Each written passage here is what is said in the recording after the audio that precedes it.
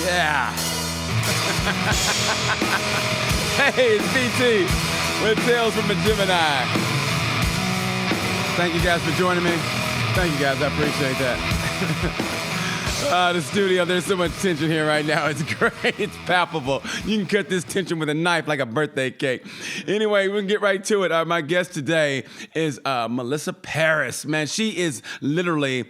she's a Jackie Robinson of motorcycle racing for women, man. She's done it all. I mean, seriously, she's the first woman to do everything. 2009, she was the first woman to be qualified for a World Supersport race. 2011, the first female to test a MotoGP M1 prototype race in history. She's the first woman in history to do this. 2011. 2012, she raced in the British BSB. She top 10 in Daytona 200. 2013. She's done everything. Is she ready, Malik? Is she ready? She hasn't clicked on yet, no. Okay. I'm gonna hit her up right now because I know she said she was standing by. And when a woman says that, you know what that means.